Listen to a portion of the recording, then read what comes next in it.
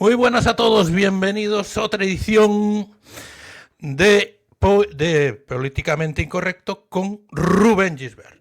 Muy buenos días para nosotros.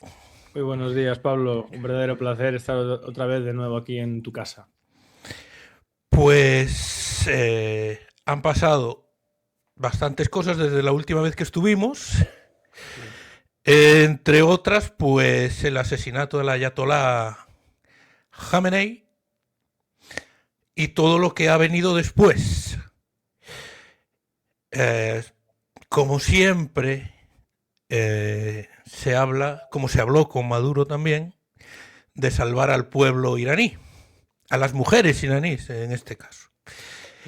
Pero ¿cuáles son las verdaderas razones que han llevado a Israel y a Estados Unidos a lanzar este ataque contra Irán?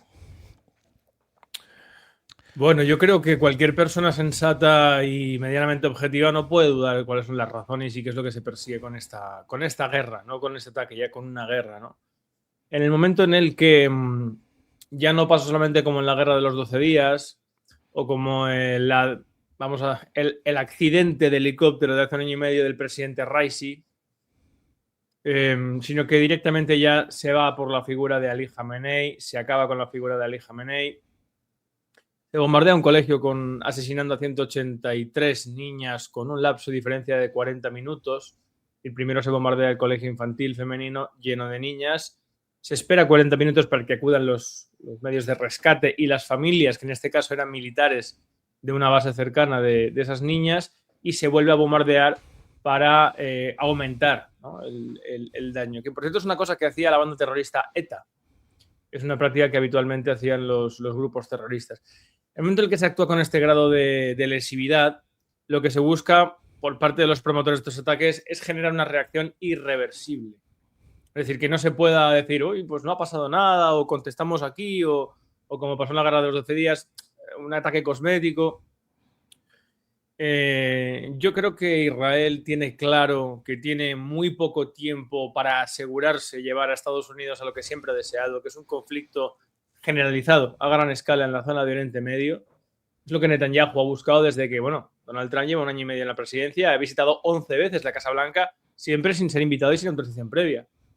Sabemos ahora que durante los últimos 6 meses quien ha estado viviendo en la propia Casa Blanca ha sido el director del Mossad. Y esto nos da a entender claramente la magnitud y la dimensión de lo que estamos, ¿no? Entendemos también ahora por qué hace pues escasamente 6 meses Donald Trump aumentó un 50% el presupuesto de gasto en defensa. Entendemos por qué su empecinamiento realmente en acabar con la guerra de Ucrania. No por una cuestión de que sea un pacifista, sino porque Donald Trump es una persona que algunos podíamos entender que por simplemente intentar conseguir en el ocaso de sus días, ¿no?, al final de su vida, una posición en la cual deje algo tras de sí, ya no sea simplemente un personaje televisivo, haya conseguido cierto éxito en la especulación inmobiliaria, sino que de alguna manera pues deje un legado, una imagen de la que estar orgulloso, sus vástagos, etcétera, etcétera. Y realmente pues nada de eso, ¿no? Donald Trump es un personaje que, como he dicho, se cría al albor del espectáculo, la frivolidad, la fatuidad, no tiene ninguna regla ni brújula moral, no cree absolutamente nada en eso, lo considera incluso un perjuicio aquel que tenga la estupidez de seguir o regirse por reglas morales, que por cierto es algo que es bastante característico del sector inmobiliario. La persona que ha acudido a una visita inmobiliaria lo habrá podido comprobar generalizadamente, hay de todo en esta vida. Y Donald Trump lo que es, por lo tanto, es un títere a las órdenes de una élite, en este caso anglo-sionista, que lo que busca es culminar un plan final para consolidar a Israel como una potencia, es que quiero utilizar las palabras exactas, potencia global en la zona. ¿Y por qué quiero utilizar las palabras exactas? Porque esto no es ya una teoría. Ya no es que Netanyahu lo dejara en su libro Combatiendo el terrorismo en 1994, en la cual pone una lista de 12 países que hay que desmantelar, controlar o desestabilizar para consolidar la presencia de Israel. Y el único país que quedaba era Irán. Es que lo ha dicho Netanyahu hace escasamente 2 días en la televisión israelí. Dijo literalmente: estamos buscando que Israel sea una potencia global en la zona. Y es lo mismo que vimos en su día cuando en la ONU presentaba su famoso New Middle East, su corredor, su blessing, como decía él, bendición, que no es otra cosa más que después de la guerra de Ucrania y haber construido en Europa un telón de acero al revés, romper por lo tanto la posibilidad de un comercio entre los países de Europa, Europa Occidental y Europa Oriental, Rusia y la Unión Europea. Después de haber establecido, como está estableciendo también a través de la guerra de Ucrania, los cortes de los suministros de petróleo, bombardear las infraestructuras por parte de Zelensky, petroleras en Hungría, etcétera, etcétera. Y ahora llevar a cabo un acuerdo en Azerbaiyán por parte de Estados Unidos, también bloqueando esa parte. Solo queda Oriente Medio. ¿Para qué?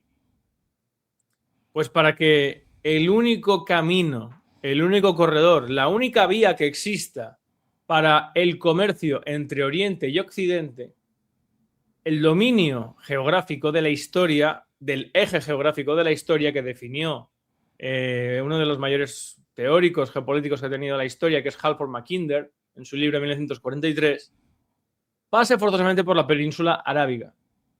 Y el país clave, digamos, la llave de paso de todo ese comercio, sea Israel.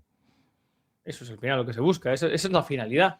Eso es incompatible con que haya un agente geopolítico en la zona que sea independiente, soberano y tenga capacidad de obrar y tenga además control de los mayores recursos, como es la mayor fuente, el mayor yacimiento de gas, el control del estrecho de Hormuz, que es Irán. Por lo tanto, quien realmente busca algo con esta guerra es Israel, que es destruir Irán.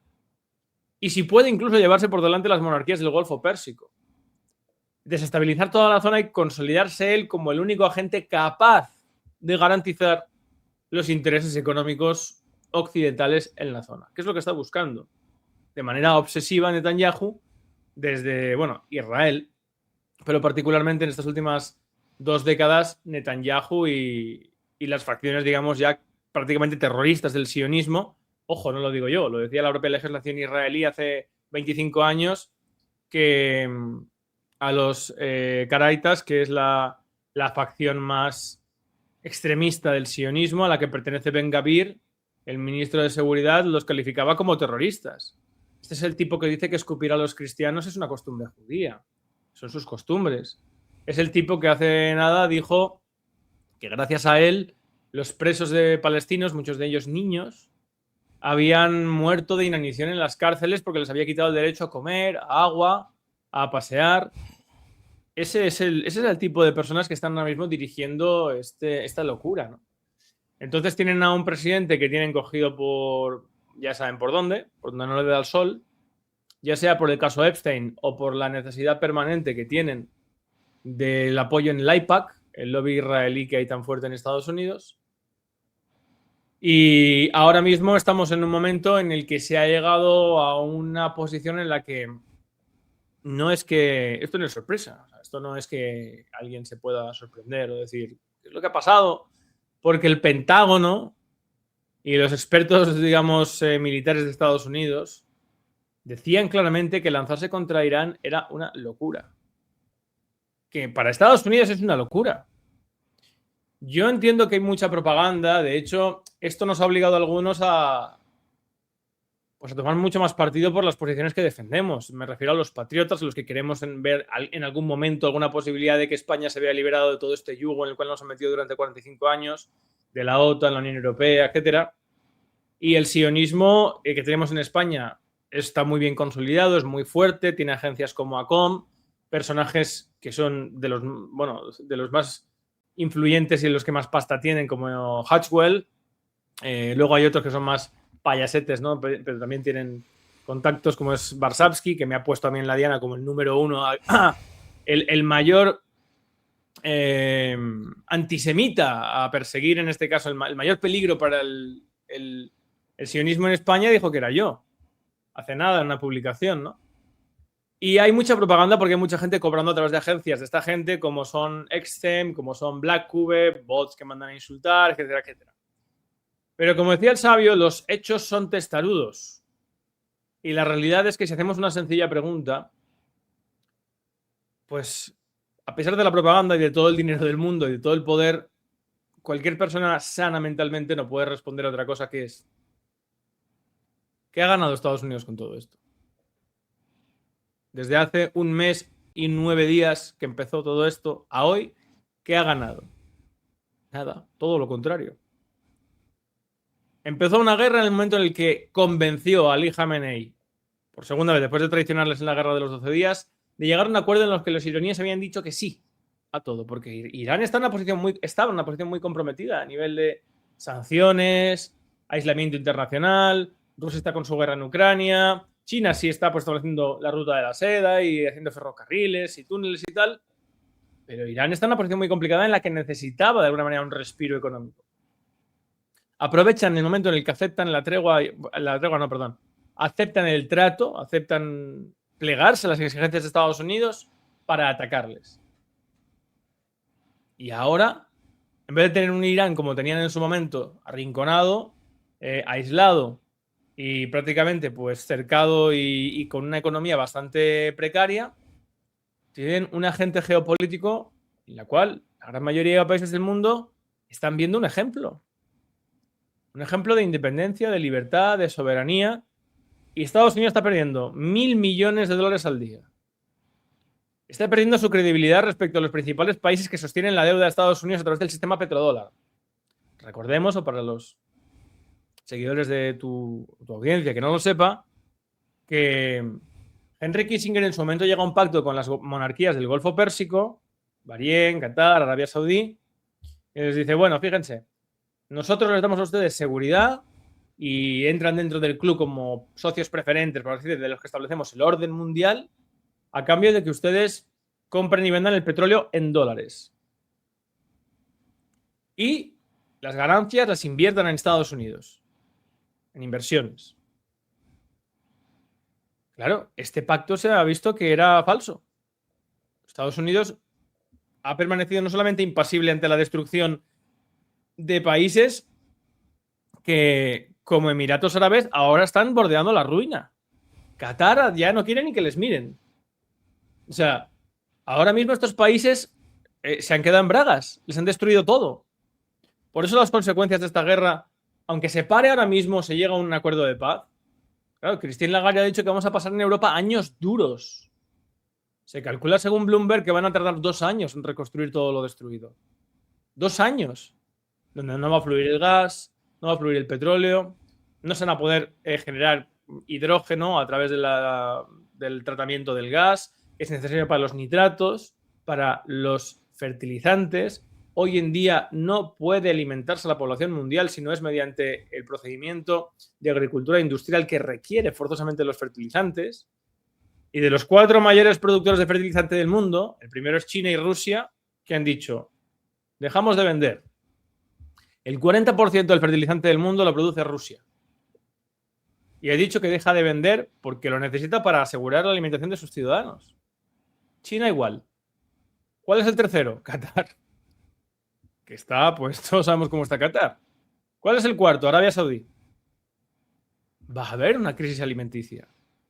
Va a haber una falta de algunos alimentos. No sabemos de qué manera o cómo, pero va a haber una situación de crisis comercial, económica, energética y alimenticia. Eso es seguro. En mayor o menor medida. Hay algunos elementos que van a sufrir un encarecimiento y hay elementos que van a sufrir escasez, como ya está pasando en Europa.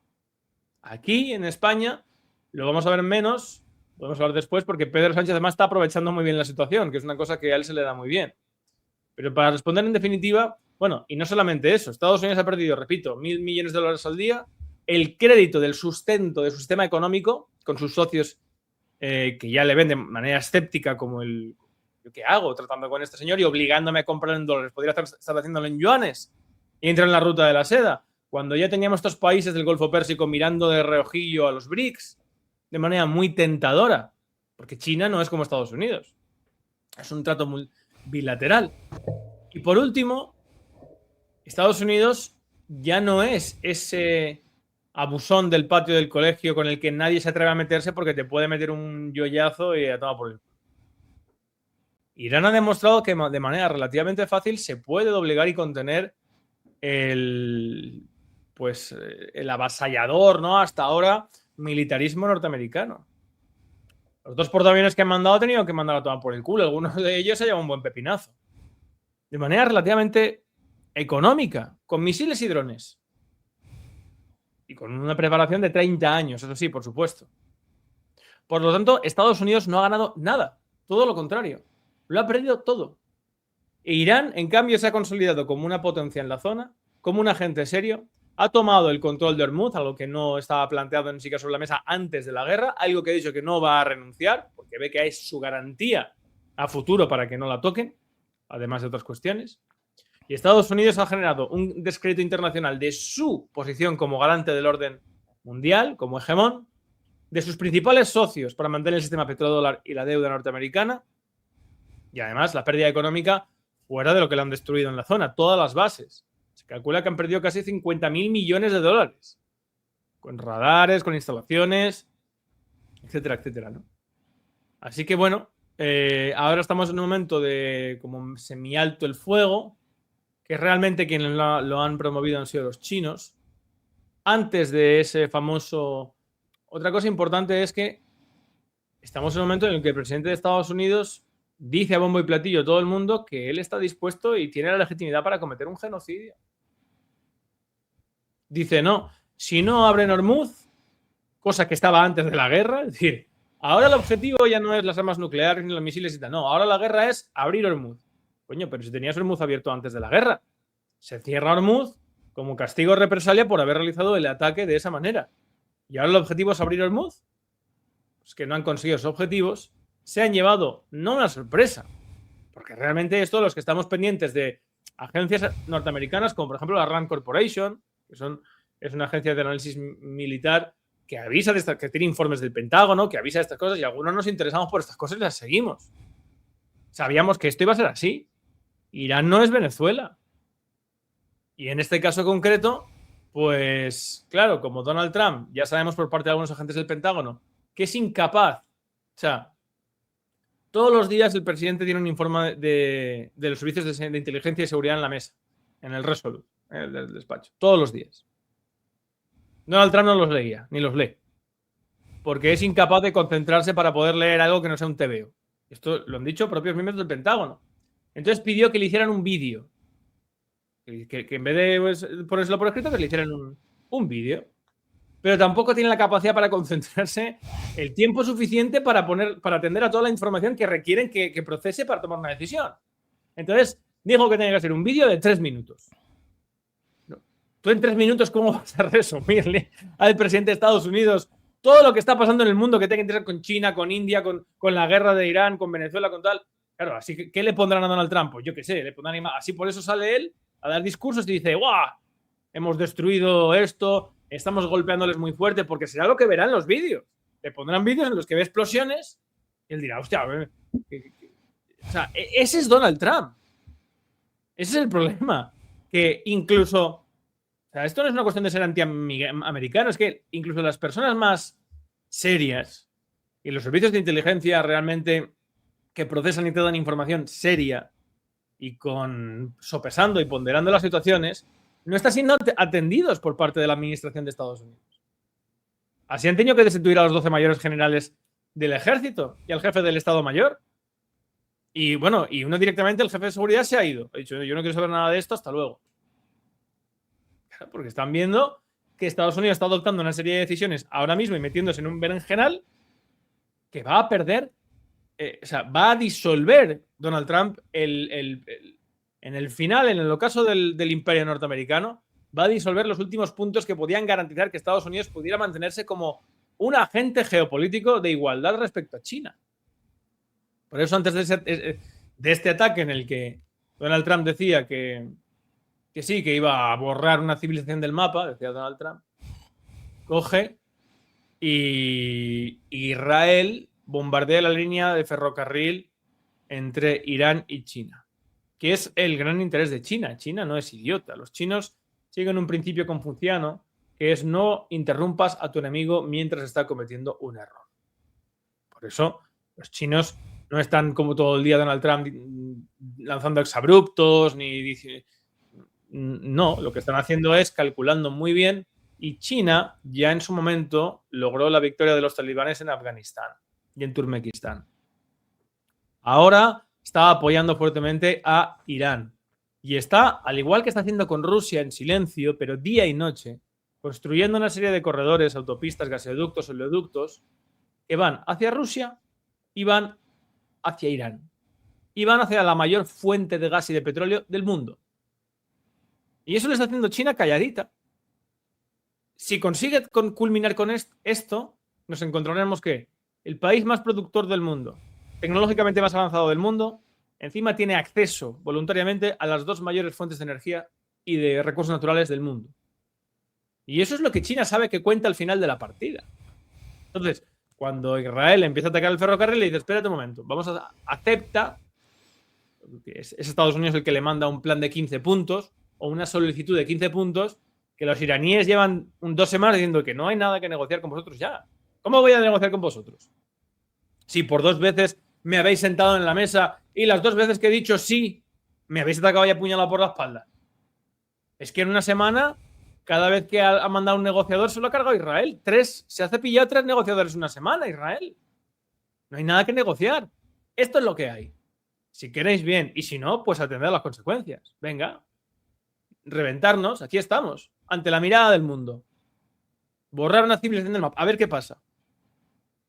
Claro. Ha llegado un punto en el que Donald Trump ha tenido que... se ha visto acuciado por la propia trampa en la cual él se ha metido, y China es la que ha dicho a Irán, espérate un momento, vamos a hacer una jugada en la que en Estados Unidos se publican los 10 puntos, que ojo, no son 10 puntos a negociar, ni son negociables, ni son 10 puntos interpretables, son 10 puntos en los que Estados Unidos pierden cada uno de ellos, da igual el rango en el cual se aplique. Los 10 puntos que al final son el desarrollo de 3 puntos originales, que era la compensación, el reconocimiento de Irán a nivel internacional y la salida de Estados Unidos de la zona. Pero cuando hablamos de garantías de seguridad, que es el punto número 1, hablamos de eso. Que la gente no se equivoque. Garantía de que no se va a volver a atacar a Irán en el futuro. La única garantía que hay de que yo no pueda pegarle un puñetazo a alguien es que no esté al alcance de mi mano. Por lo tanto, la única garantía que puede haber es que Estados Unidos o se vaya de Oriente Medio, cosa que yo creo que va a terminar pasando sí o sí, aunque Israel va a intentar hacer todo lo posible para que no sea así, ya no solamente por Irán, sino porque las monarquías del Golfo Pérsico han visto que están ahí aguantando unas bases, soportando un sistema que además solamente les lleva a la inflación, dependiendo de la responsabilidad de la Reserva Federal, encima, para ahora no ser defendidos. Y pues para eso voy con los BRICS y con China. Pero también podría ser la posibilidad de decir, bueno, vale, mantenéis las bases, pero de manera limitada. Es decir, como le pasó a Alemania después de la Primera Guerra Mundial con el Tratado de Versalles, limitándole el alcance y la capacidad que podía tener a nivel del ejército. Eso también podría darse. Oye, mantenéis las bases, pero tenemos derecho de inspección y solamente podéis tener aquello que os sirva para defenderte. Como nosotros no tenemos interés en atacaros, pero esto de llenar esto de portaaviones, eso ni de coña ya. Olvidaos. Así que bueno, a grandes rasgos eso es un poco el mapa general, ¿no? de la situación. Se ha hablado de 2 puntos claves geográficos en lo que es esta guerra en sí. Uno es el estrecho de Hormuz, otro la isla de Har. ¿Qué supondría que Estados Unidos Israel se hiciesen con el control de la isla de Har? ¿Y qué supone para Estados Unidos el hecho de que esté bloqueado ahora el estrecho de Hormuz? ¿Qué consecuencias tiene? La isla de Har es una isla que está al final del Golfo Pérsico, al final bueno, al final cuando entras por Hormuz, no me acuerdo ahora del nombre, joder. Bueno, hay que cruzar el estrecho de Hormuz y luego andar unas cuantas millas y está al final del todo.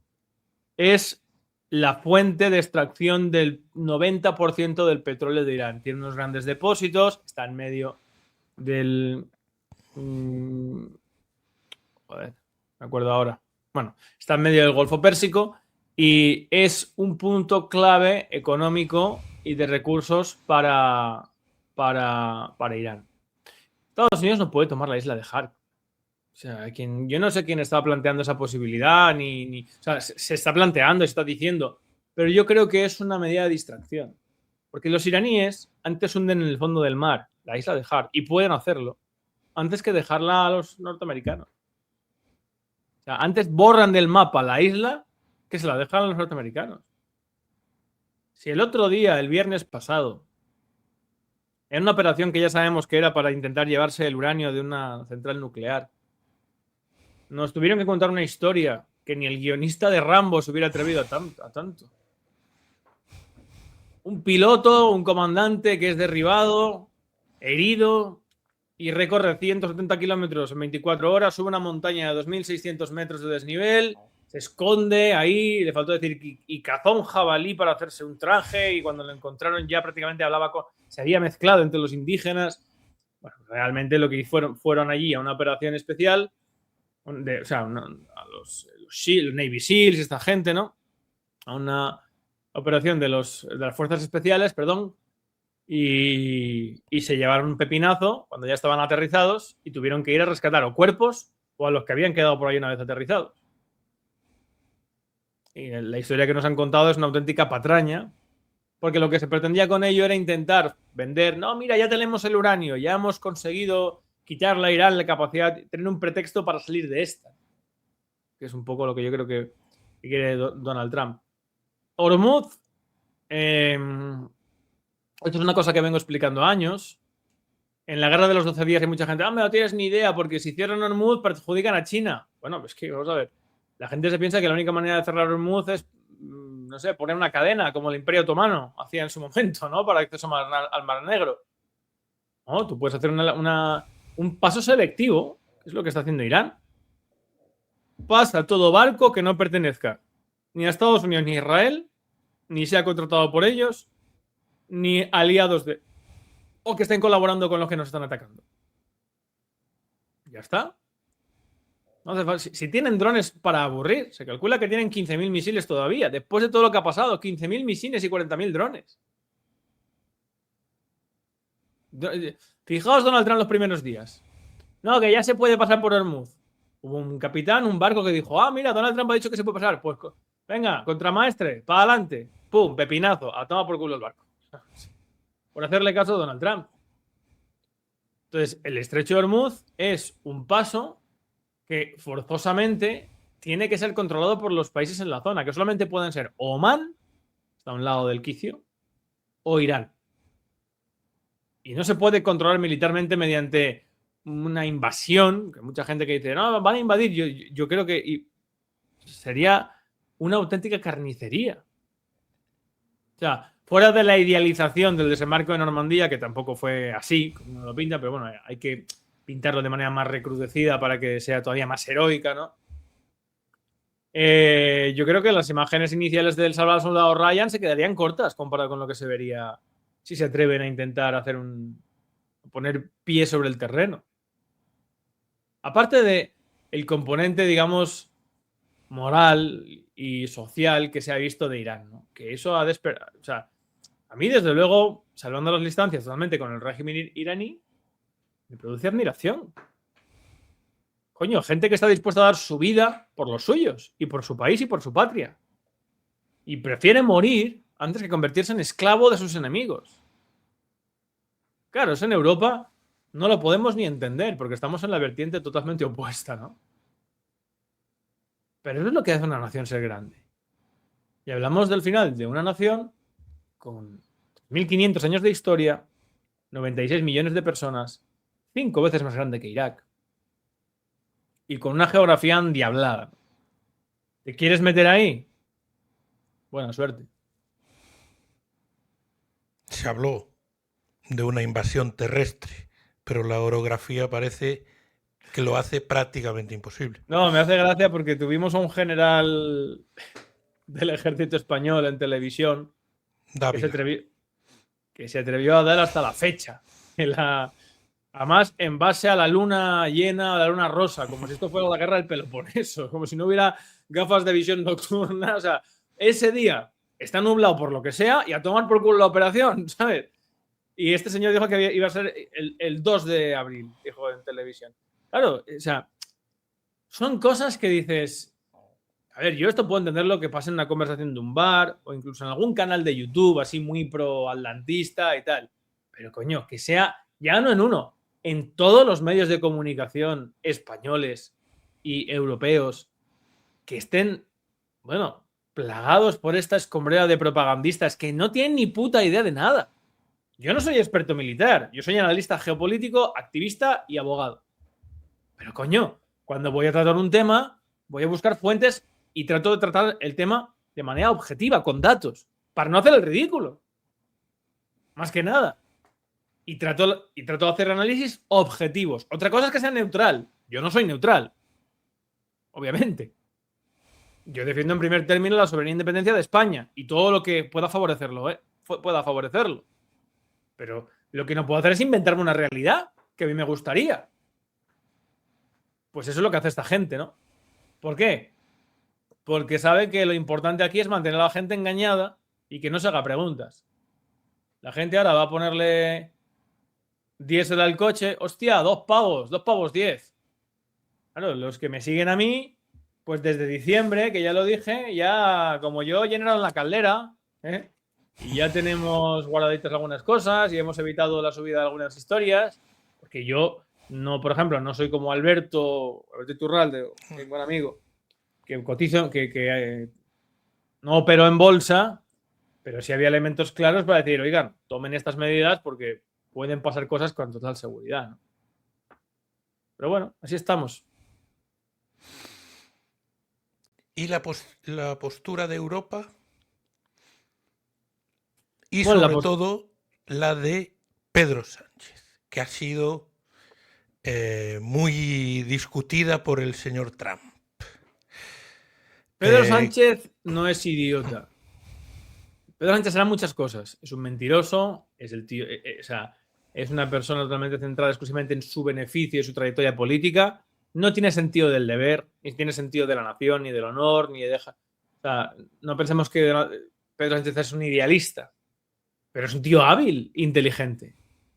Y como encima está rodeado de retrasados mentales, me refiero a... Tiene a Feijóo... Ayer Feijóo criticó a Trump, ¿no? Un tuit de Trump, ¿no? Claro, porque ya...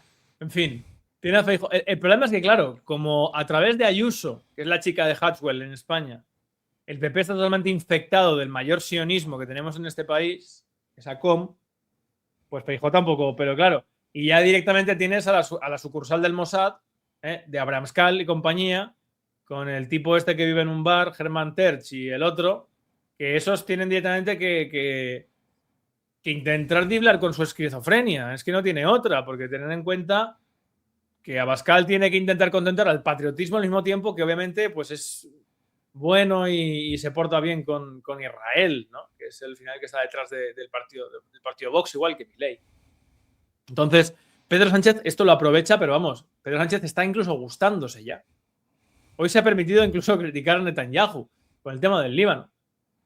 Hormuz permanece cerrado porque en el trato que habían en principio aceptado para empezar a negociar estaba claramente el Líbano. No atacar el Líbano. Israel no atacar el Líbano. Pakistán lo ha dicho, lo ha vuelto a decir hoy en Naciones Unidas. Sí, es verdad, acordamos esto. Pero como la administración Trump no puede decirle que no a Netanyahu a lo que Netanyahu le pase por los cojones y Netanyahu ataca el Líbano, pues Irán dice, pues no abro Hormuz. Hoy es el día, bueno, no sé cuándo saldrá esto, saldrá esta tarde, ¿no? Supongo. O sea que sí. Hoy es el día que menos barcos han cruzado Hormuz desde que pasó esto. Los 4 iraníes. Para demostrar todavía con mayor fuerza y determinación Irán que no se la van a colar.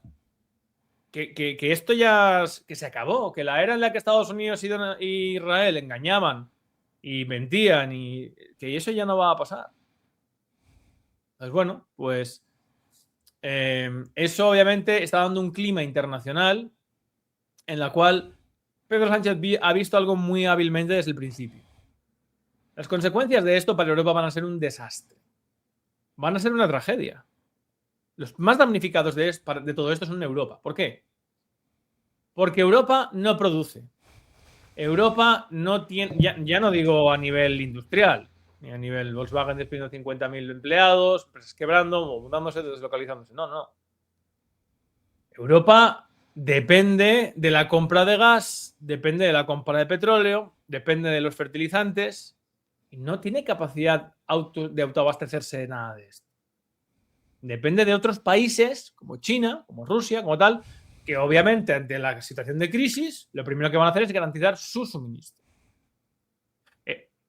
Los únicos caminos que tiene Europa, empecinándose de manera estúpida en mantener su corte de relaciones con Rusia para sobrevivir, es mantener la compra del gas de Estados Unidos, que tampoco, que va a ser insuficiente a través de los buques metaneros. En esta situación tan acuciante en la que Europa, repito, es la más golpeada de todos, dentro de la crisis europea, España es a la que mejor le puede ir, pero aún así lo va a sufrir. Pedro Sánchez ve claramente que aquí va a haber elementos que la ciudadanía va a sufrir. Por lo tanto, él lo primero que hace es distanciarse de todo esto. Oigan, a mí no pueden tirarme la culpa porque yo me he opuesto a esta guerra. Me he opuesto a Trump, me he opuesto a Netanyahu. Y eso, lo que no entienden algunos aquí, es que de cara a las elecciones, que les queda poco más de un año en España, las generales, puede hacer que Pedro Sánchez gane y gane incluso más holgadamente que la otra vez. Porque dentro de un año las consecuencias de la guerra de Irán van a seguir más fuertes todavía. Y todos los que hayan apoyado la guerra de Irán y hayan apoyado a Netanyahu van a ser identificados por la sociedad española como causantes de sus males. Algo tan básico, tan elemental como esto, es lo que Pedro Sánchez ha visto claramente. Dice, no permitimos a Estados Unidos usar las bases. Era mentira. Ese mismo día despegaron 12 aeronaves de recarga de combustible. ¿Qué llevaban? ¿Papilla infantil? No, llevaban combustible para bombardear Irán. A Pedro Sánchez le importa un pimiento de cara internacional, pero de cara internamente aprovecha la situación como mejor sabe. Y ahora mismo España tiene la posibilidad de salir la más airosa de todo esto, porque ha establecido un aumento de compra de gas con Argelia a través del gasoducto que tenemos vía Almería. Por lo tanto, tenemos el gas, la posibilidad de estar bien provistos de gas y además tenemos otros elementos como ser el país de Europa con mayores plantas regasificadoras. Es decir, si en algún momento Europa depende del gas licuado en exclusiva, que es un gas que viene en buques en forma líquida, tiene que, a través de la regasificadora, convertirlo en gas para meterlo en depósitos y mandarlo, España es el único país de Europa que tiene 12 plantas regasificadoras. Es decir, si Estados Unidos quiere venderle a Europa gas, necesita construir regasificadoras que no se construyen así, o necesita España para proveer de gas a toda Europa. Así que podemos encontrarnos incluso en la tesitura en la que, mientras el resto de Europa se va al carajo, España no solamente se mantenga, sino que incluso vaya ganando. Económicamente vayas ganando algo. Y eso Pedro Sánchez lo va a aprovechar. Lo que pasa es que como está, tiene delante auténticos inútiles e ineptos, pues se lo ponen todavía más fácil. Mientras todo esto estaba pasando, teníamos a Feijóo poniéndose un calcetín de cada color y reuniéndose con personas con síndrome de Down, el día de las personas con síndrome de Down, diciendo que hay que llevar ese día un calcetín hay que llevar un calcetín de cada color ese día porque todos somos diferentes. Oye, todo no tiene nada que ver con la gente con síndrome de Down, que tengo incluso amigos que ningún problema. Pero ese es Feijóo. Eso es lo que preocupa a Feijóo. Oyendo a meter un penalti en balonmano ante un portero que casi que le da indicaciones de que no se mueva y casi le da a él. O sea que... Yo lo siento mucho, no tengo ninguna estima por Pedro Sánchez. Pero es que lo que tiene delante es que son sparrings. ¿Y este alto el fuego?